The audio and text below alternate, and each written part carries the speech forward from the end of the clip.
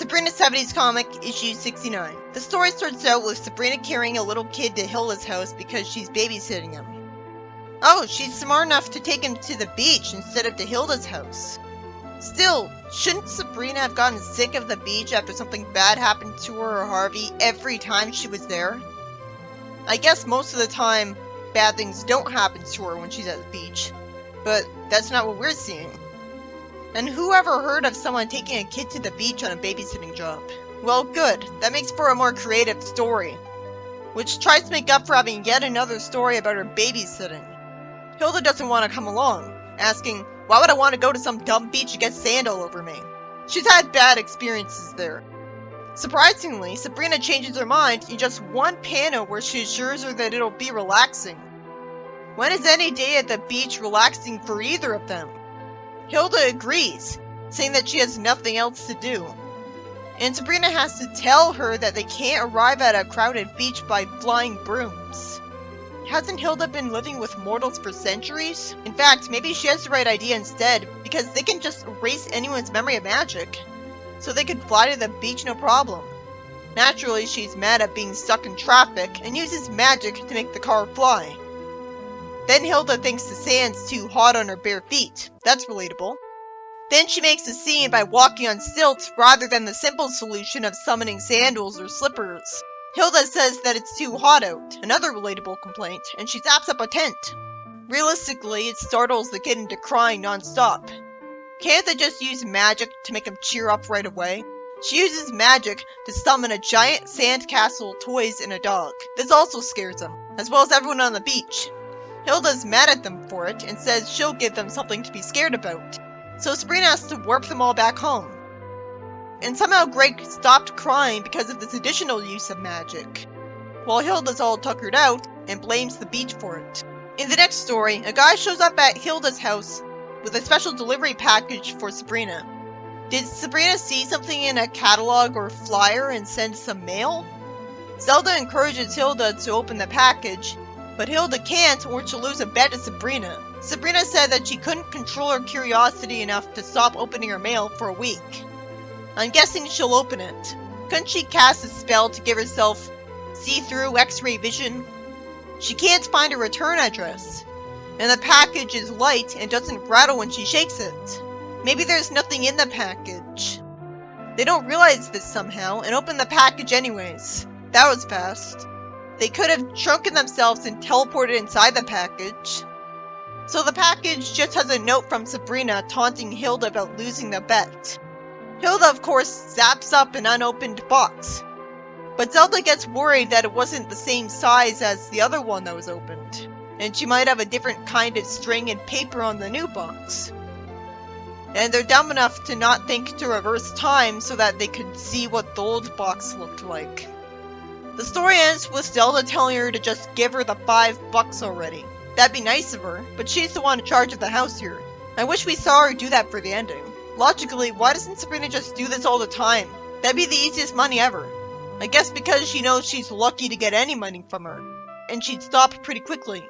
In the next story, Sabrina sees some kid making fun of a girl for being dumb while she's holding a lamp. Her parent told her that if she believed in anything enough, it'd come true. That's a very stupid, dangerous message to give her. And Sabrina's just gonna encourage her to believe it even more. Would she become a conspiracy theorist later, or super religious? Sabrina summons a genie for her. And it's amusing that after giving her what he should know is the conventional 3 wishes, he says, we have a budget cutback. How is a genie not familiar with pop culture knowledge about genies? Maybe in Sabrina's world, usually genies grant 4 wishes, not 3. And Sabrina's being careful, but it'd be more careful to just grant 1, or not do it at all. And wouldn't the girl be disappointed at having less wishes than she'd like? She asked for a giant ice cream sundae, and a month's supply of lollipops. How is this gonna get explained away to her parents? Then, as the kid beside her wants a wish and is refused because he didn't believe in genies, which is confusing as an excuse because nobody would get wishes granted then, she wastes her last wish on a big box of chocolate chip cookies. That's selfish. But I suppose it's realistic for a little kid. Normally, it'd be a twist that none of someone's wishes were twisted to be used against them and have horrible consequences. She'll probably get a stomachache from eating too many sweets. but we'll never see that. So that's a really nice Genie. Sabrina says that was fun, and now Roland will never make fun of Debbie again. Then it turns out Bella's taken away her powers for the whole week for not doing wicked spells. I guess there's a week's worth of time separating this story from the last story where she abused her powers. Also, she was doing that good deed partially to spite Roland, and he was upset at not getting a wish granted, so that was kind of evil. And she would get a stomachache. Why was Sabrina completely unaware of the fact that she lost her magic instead of Della warping to her and doing it? So the story ends with Sabrina wanting to borrow a magic lamp, even though obviously that Genie only appeared because of her. Why did the story have to punish Sabrina for doing a good deed? Seriously, why does the writer want to write that? It's so obvious it's just gonna frustrate people and that's it. She could have seen Debbie with a stomachache later and that would have been punishment enough. Some more consequences could be that she'd see Debbie and Roland get obsessed with collecting lamps and gravy servers, though it wouldn't be very likely that Sabrina would find out about that. In the next story, Sabrina shows up at a camp to apply for a job as a counselor. A woman with the witch's hat is surprisingly happy while saying that Hilda told her all about her. And this is a camp for young witches. I guess it's in the other realm. That would explain the pink sky. Oh, it's blue now. The camp director says that their little tykes are the average normal girls you'd expect from summer camp. Sabrina sees a bat trapped in a cage, which is called cute. That bat might be miserable, unless it's being brainwashed to be happy. Then Sabrina sees someone being tied up as the camp director naively assumes they're just pretending to rope a steer in theatrical class. She still says the girls are just playful after he says, "Some pretending." Why is he wearing pink? The other realm sure is different. He quits as the janitor right away, and the dumb idiot says it's just a slight misunderstanding while smiling. And calls him a sissy after he satisfyingly calls them all loonies. Sabrina, are you that desperate for a job?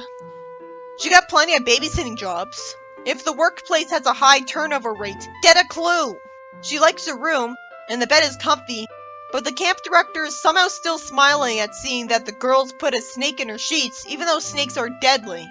Even if not all of them are venomous. If Sabrina was remotely smart, she'd have already given up.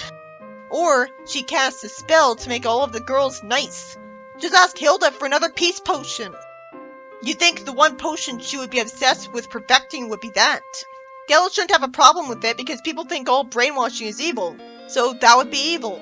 The girls wonder how long their new counselor is gonna last. Sabrina thinks they seem to be genuinely interested in the plant life and wonders if she was a bit hasty in judging the girls who put a snake in her bed for no reason at all. At least explain that they're all problem children who have a problem with authority. It turns out the girls just want to find poisoned toadstools. Then the girls think that the boy campers are going to make their day.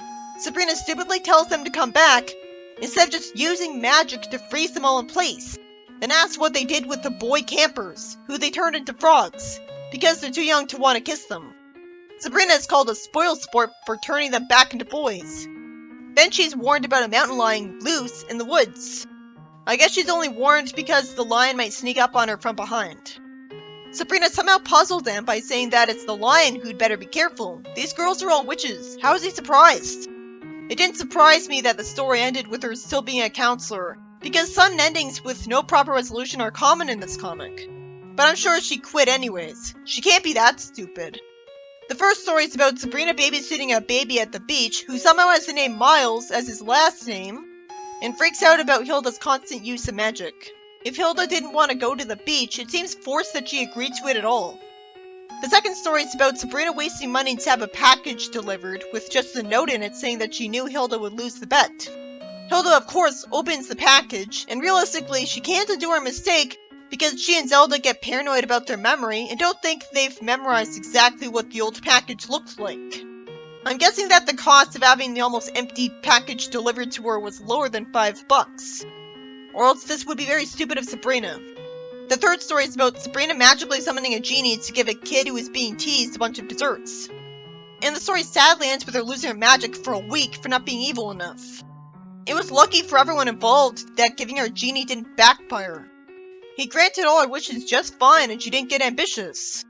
That's a twist, but I'd rather see a more realistic consequence, like them gathering lamps.